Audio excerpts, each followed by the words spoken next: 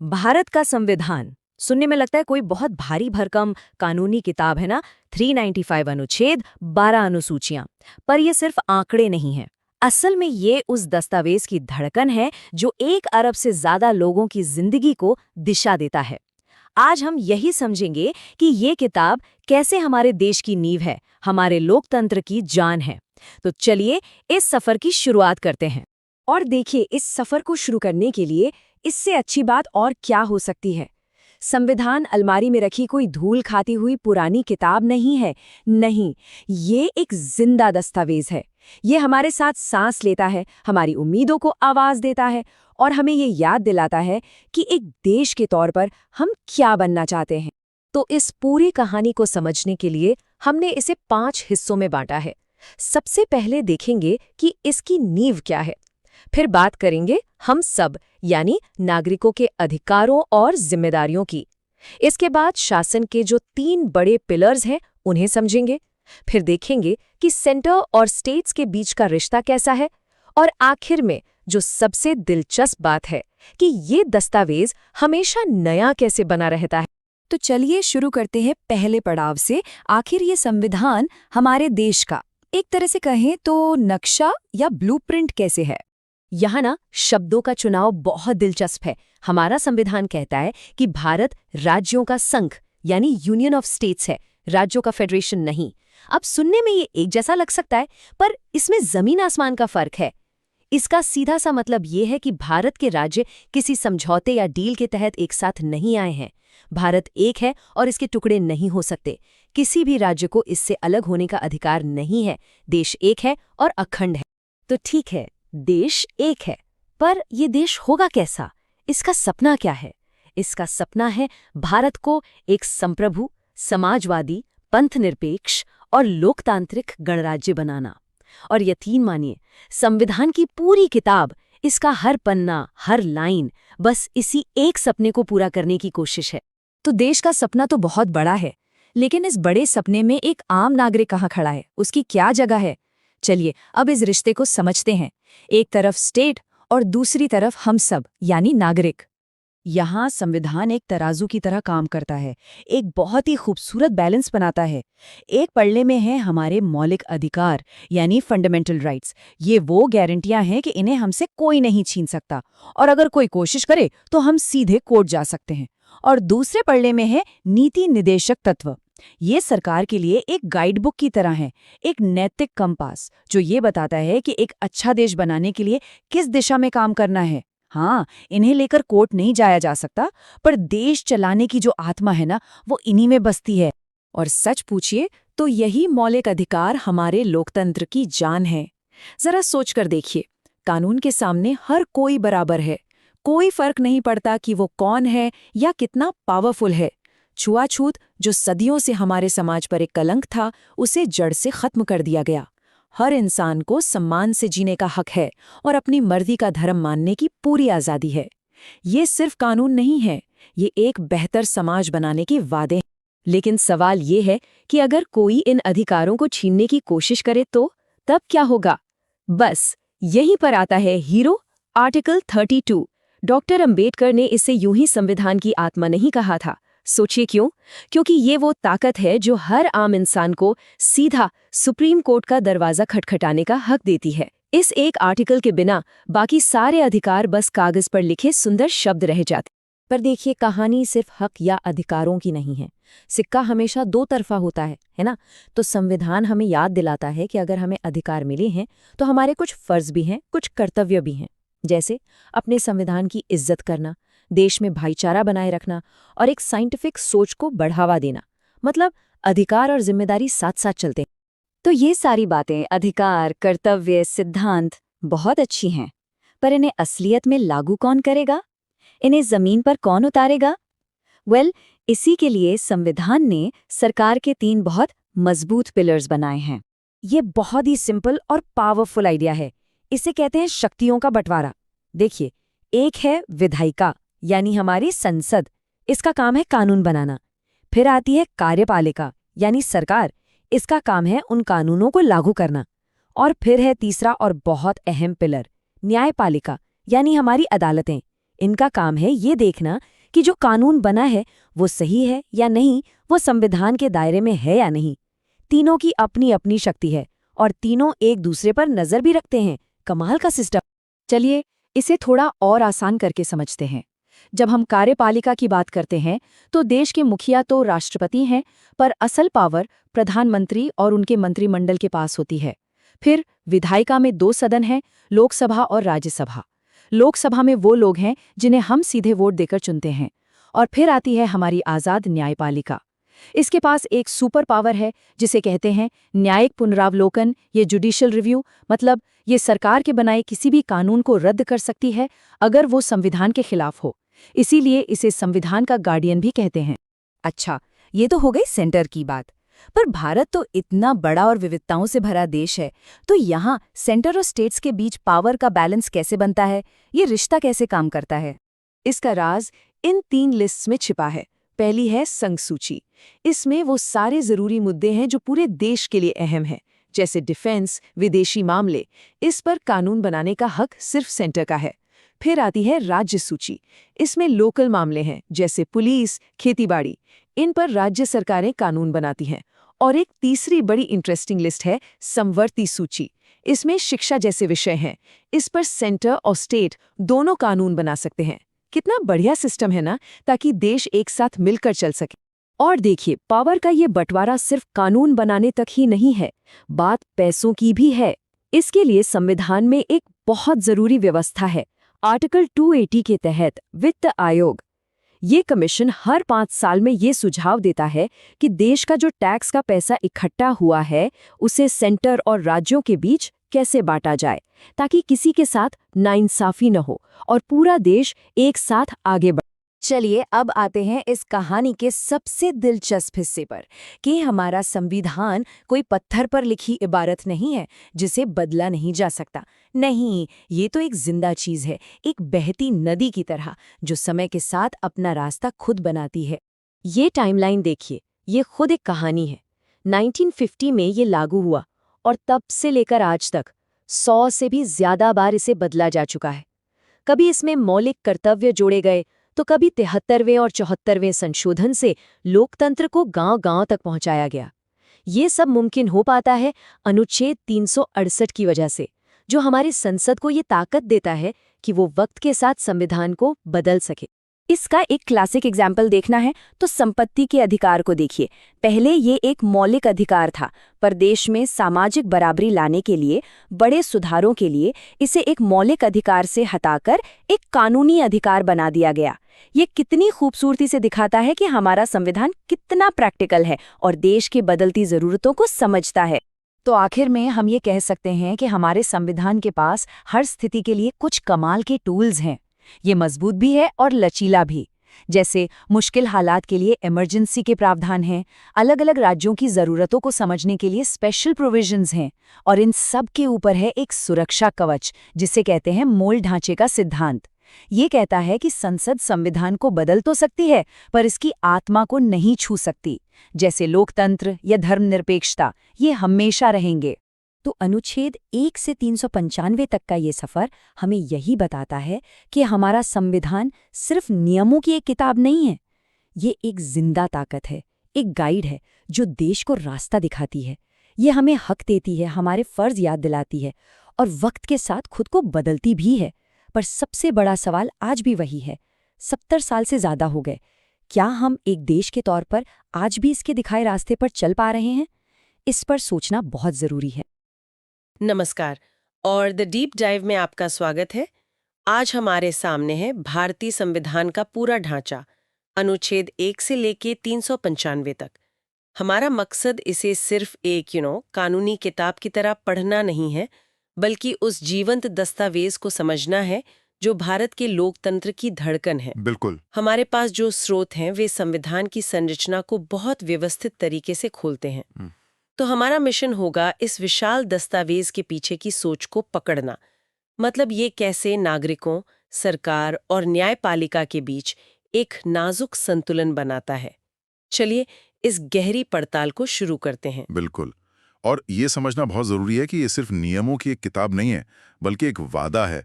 भारत को एक संप्रभु, समाजवादी, पंथनिरपेक्ष और लोकतांत्रिक गणराज्य बनाने का।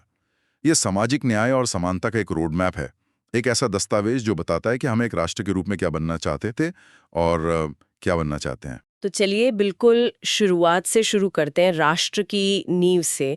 अनुच्छेद 1 कहता है कि भारत राज्यों का संघ यानी यूनियन ऑफ स्टेट्स है।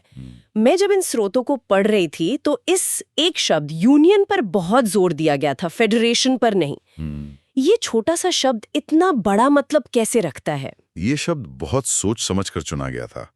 देखिए, फेडरेशन अक्सर उन देशों के लिए इस्तेमाल होता है जहां राज्य एक समझौते के तहत साथ आते हैं। जी।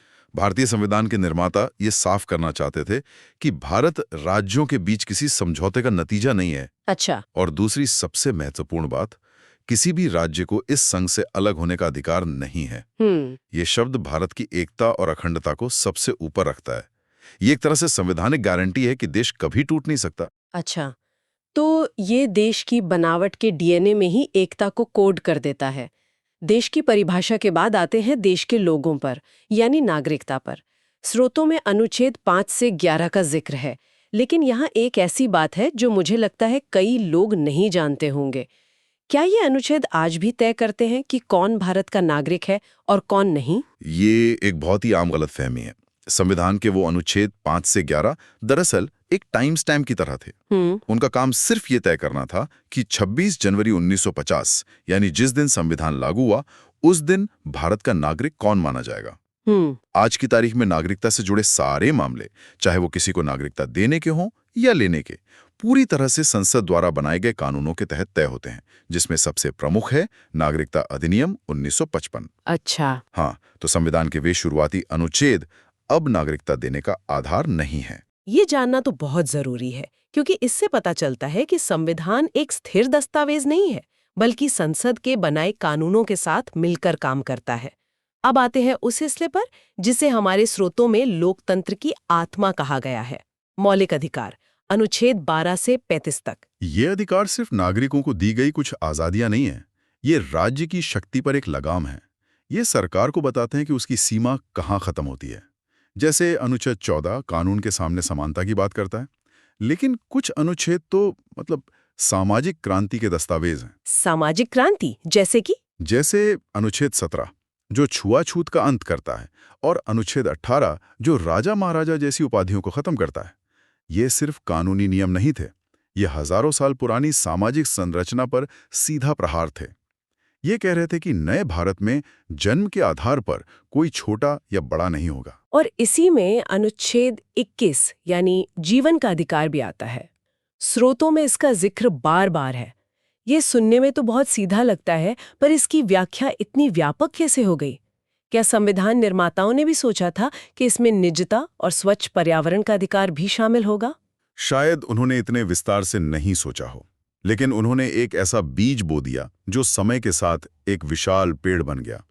सर्वोच्च न्यायालय ने समय समय पर इसकी व्याख्या करते हुए कहा कि जीवन का मतलब सिर्फ सांस लेना नहीं, बल्कि गरिमा के साथ जीना है। सही बात है। और गरिमा के साथ जीने के लिए निजता भी चाहिए, साफ हवा पानी भी चाहिए।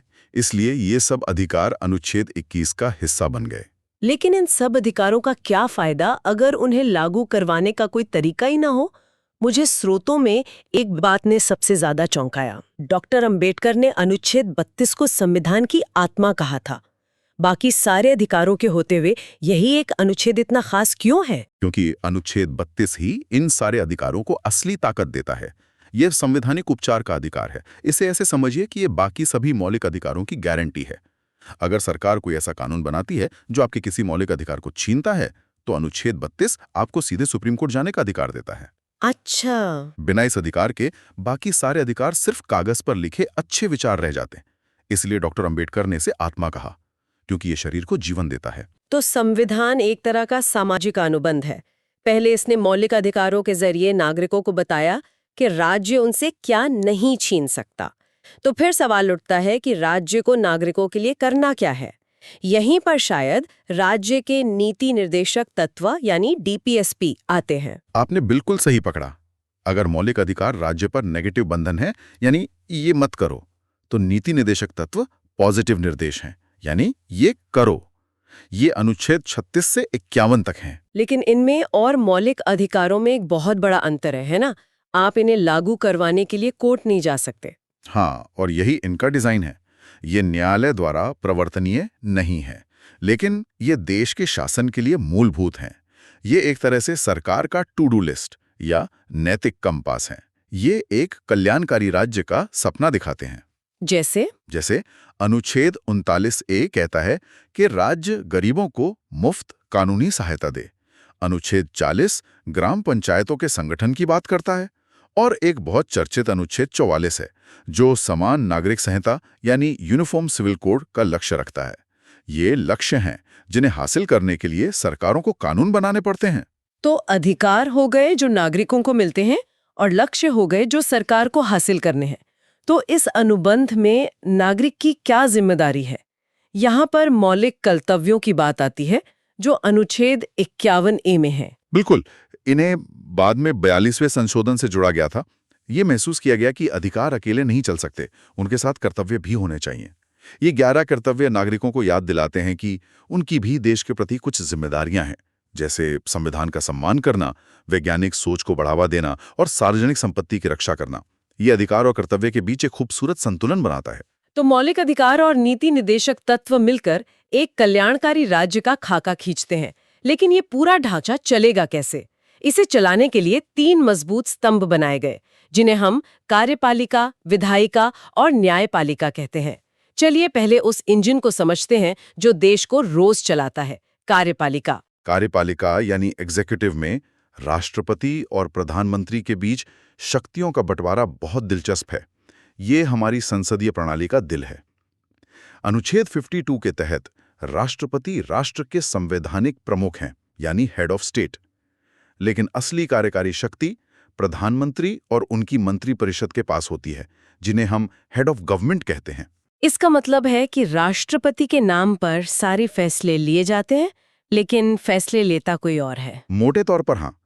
अनुच्छेद 74 साफ कहता है कि राष्ट्रपति को सलाह देने के लिए एक मंत्रिपरिषद होगी, जिसका मुखिया प्रधानमंत्री होगा, और राष्ट्रपति उसी सलाह के अनुसार काम करेंगे। सबसे जरूरी बात यह है कि ये मंत्रिपरिषद सामूहिक रूप से लोकसभा के प्रति जवाबदेह होती है। अगर सरकार लोकसभा में विश्वास खो देती है तो उसे इस्तीफा देना पड़ता है। यही लोकतंत्र है। हाँ। राष्ट्रपति के पास अनुच्छेद 72 के तहत क्षमादान जैसी कुछ महत्वपूर्ण शक्तियां जरूर हैं। और वो संस्था जो देश के लिए कानून बनाती है, यानी हमारी संसद, इसके बारे में अनुच्छेद 79 से 122 तक बताया गया है। हाँ, हमारी संसद द्विसदनीय है, यानी इसके 2 सदन हैं। लोकसभा जो सीधे जनता का प्रतिनिधित्व करती है और राज्यसभा जो राज्यों का प्रतिनिधित्व करती है। यह डिजाइन सुनिश्चित करता है कि कानून बनाते समय न सिर्फ जनता की इच्छा का बल्कि राज्यों के हितों का भी ध्यान रखा जाए। राज्यसभा एक स्थायी सदन है जो कभी भंग नहीं होती। यह निरंतरता बनाए रखती है। स्रोतों में धन विधेयक यानी मनी बिल का खास जिक्र है। इसे लेकर लोकसभा को इतनी ज्यादा शक्ति क्यों दी गई है? ये नो टैक्सेशन विदाउट रिप्रेजेंटेशन के सिद्धांत पर आधारित है, यानी जिस पर टैक्स का बोझ पड़ेगा फैसला भी उसी का होगा। चूंकि लोकसभा सीधे जनता द्वारा चुनी जाती है, इसलिए पैसे से जुड़े मामलों में अंतिम अधिकार उसी को दिया गया है। सही है। अनुच्छेद 110 के तहत धन विधेयक सिर्फ लोकसभा में पेश हो सकता है, और कोई बिल धन विधेयक है या नहीं, इस पर लोकसभा अध्यक्ष का फैसला अंतिम होता है। राज्यसभा इस पर सिर्फ 14 दिनों तक विचार कर सकती है या सुझाव दे सकती है, लेकिन इसे रोक नहीं सकती। अब आते हैं तीसरे और शायद सबसे महत्वपूर्ण स्तंभ पर, न्यायपालिका। हमारे स्रोत बताते हैं कि ये स्वतंत्र और एकीकृत है, पर सवाल ये है कि इसकी स्वतंत्रता को सिर्फ कागज पर नहीं बल्कि हकीकत में कैसे सुनिश्चित किया गया है। इसके लिए संविधान में कई परतें बनाई गई हैं। पहली, न्यायाधीशों की नियुक्ति और पद से हटाने की प्रक्रिया बहुत जटिल है, ताकि वे बिना किसी डर या पक्षपात के काम कर सकें।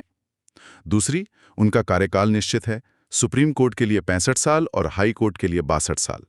लेकिन उनकी सबसे बड़ी शक्ति और स्वतंत्रता का स्रोत है न्यायिक पुनरावलोकन या जुडिशियल रिव्यू की शक्ति।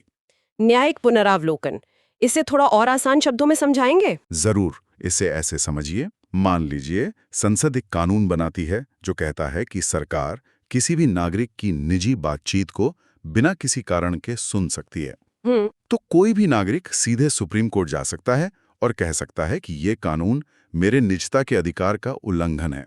अच्छा। अगर कोर्ट इस बात से सहमत होता है तो वो उस कानून को असंवैधानिक घोषित करके रद्द कर सकता है। यही न्यायिक पुनरावलोकन की असली ताकत है। यह न्यायपालिका को संविधान का संरक्षक बनाती है। हमने शुरुआत में केंद्र और राज्यों के संबंधों की बात की थी, लेकिन अक्सर सबसे ज्यादा तनाव तो पैसे को लेकर होता है। देश का पैसा केंद्र और राज्यों के बीच कैसे बटे, इसके लिए संविधान में क्या व्यवस्था है? इसके लिए संविधान में वित्तीय संघवाद की बहुत परिपक्व व्यवस्था है और इसका सबसे जरूरी हिस्सा है अनुच्छेद 280 के तहत बनने वाला वित्त आयोग यानी फाइनेंस कमीशन। फाइनेंस कमीशन, हाँ, ये एक स्वतंत्र संस्था है जिसका गठन हर 5 साल में राष्ट्रपति करते हैं। इसका काम एक निष्पक्ष अंपायर की तरह ये सिफारिश करना है कि केंद्र सरकार ने जो टैक्स इकट्ठा किया है उसमें से राज्यों को कितना हिस्सा मिलना चाहिए। ये केंद्र राज्य के वित्तीय रिश्तों में संतुलन बनाए रखता है। इसी हिस्से में संपत्ति के अधिकार का भी जिक्र है, जो पहले एक मौलिक अधिकार था। ये सिर्फ एक कानूनी बदलाव नहीं था, है ना? इसके पीछे क्या बड़ी सोच थी? बिल्कुल, ये भारत के शुरुआती सालों की सबसे बड़ी बहसों में से एक थी।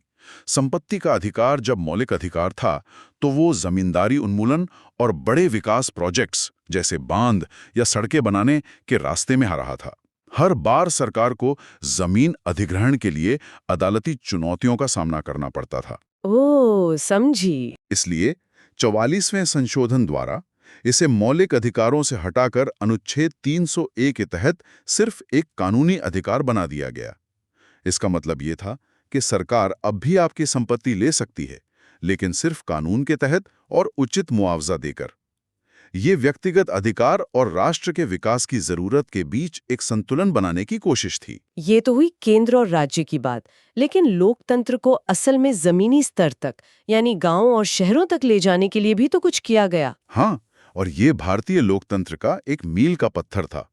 73वें और 74वें संविधान संशोधन के जरिए पंचायती राज और नगर पालिकाओं को संवैधानिक दर्जा दिया गया। इससे पहले ये सिर्फ राज्य सरकारों की दया पर निर्भर थे। इस संशोधन ने इन्हें नियमित चुनाव कराने, अपने वित्त की व्यवस्था करने और स्थानीय विकास की योजनाएं बनाने की संवैधानिक शक्ति दी।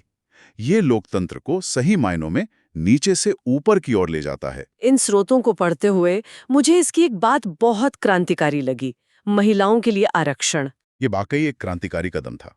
इन संशोधनों ने ये अनिवार्य कर दिया कि स्थानीय निकायों में कम से कम 1/3 सीटें महिलाओं के लिए आरक्षित होंगी। इसने रातों रात लाखों महिलाओं को, जो कभी घर से बाहर नहीं निकली थी, राजनीतिक प्रक्रिया का हिस्सा बना दिया। आज कई राज्यों में ये आरक्षण 50% तक पहुंच गया है। सचमुच अद्भुत है। अब आखिर में कुछ असाधारण स्थितियों की बात करते हैं। जब देश पर कोई संकट आए या समय के साथ खुद संविधान में ही बदलाव की जरूरत हो, तो उसके लिए क्या व्यवस्था है? संविधान निर्माताओं ने भविष्य की इन दोनों संभावनाओं को सोचा था। संकट के लिए अनुच्छेद 352 से 360 तक आपातकाल के प्रावधान हैं। ये 3 तरह के हैं: राष्ट्रीय आपातकाल, राज्यों में राष्ट्रपति शासन और वित्तीय आपातकाल। ये केंद्र को असाधारण शक्तियां देते हैं, लेकिन इन पर कड़े संसदीय नियंत्रण भी रखे गए हैं ताकि इनका दुरुपयोग ना हो। और अगर संविधान को ही बदलना हो, क्या ये बहुत आसान है या बहुत मुश्किल? यहाँ भी संतुलन का सिद्धांत अपनाया गया है। अनुच्छेद 368 संविधान में संशोधन की प्रक्रिया बताता है। ये प्रक्रिया ना तो ब्रिटेन की तरह बहुत लचीली है कि सरकार जब चाहे बदल दे, और ना ही अमेरिका की तरह इतनी कठोर कि बदलना लगभग नामुमकिन हो जाए। लेकिन यहाँ सुप्रीम कोर्ट ने एक लक्ष्मण रेखा खींची है, जिसे मूल ढांचे का सिद्धांत या बेसिक स्ट्रक्चर डॉक्ट्रिन कहते हैं। Basic structure. हाँ, इसका मतलब है कि संसद संविधान में संशोधन तो कर सकती है, लेकिन वह इसके मूल सिद्धांतों जैसे लोकतंत्र, पंथनिरपेक्षता या न्यायपालिका की स्वतंत्रता को नष्ट नहीं कर सकती। ये संविधान को बदलने की शक्ति और उसे बचाने की जरूरत के बीच एक और शानदार संतुलन है। तो इस पूरी चर्चा को समेटें तो हम कह सकते हैं कि भारतीय संविधान सिर्फ नियमों की एक सूची नहीं है। यह अधिकारों और कर्तव्यों, केंद्र और राज्यों, व्यक्तिगत स्वतंत्रता और राष्ट्रीय सुरक्षा के बीच लगातार संतुलन बनाने वाला एक जीवंत दस्तावेज है। बिल्कुल, ये एक ऐसा ढांचा है जो भारत की विशाल विविधता को सिर्फ बर्दाश्त नहीं करता बल्कि उसे सहेजता है। चाहे वो अनुच्छेद 244 के तहत अनुसूचित और जनजातीय क्षेत्रों के लिए विशेष प्रशासनिक प्रावधान हो या अनुच्छेद 371 के तहत नागालैंड से लेकर महाराष्ट्र तक विभिन्न राज्यों की अनूठी जरूरतों के लिए की गई विशेष व्यवस्थाएं हों। ये विविधता में एकता का संवैधानिक प्रमाण है। आज की इस चर्चा के बाद हम एक सवाल सोचने के लिए छोड़ जाते हैं। हमारे स्रोतों में बताया गया है कि नीति निर्देशक तत्वों में समान नागरिक संहिता यानी अनुच्छेद 44 का एक लक्ष्य रखा गया है। यह एक ऐसा लक्ष्य है जिसे आप अदालत में लागू नहीं करवा सकते, फिर भी ये दशकों से हमारे शासन और समाज के लिए एक आदर्श बना हुआ है। यह विचार एक ऐसे दस्तावेज के लचीलेपन और दूरदर्शिता के बारे में क्या बताता है जो लागू करने योग्य अधिकारों और मार्गदर्शक लक्ष्यों दोनों को एक साथ जगह देता है।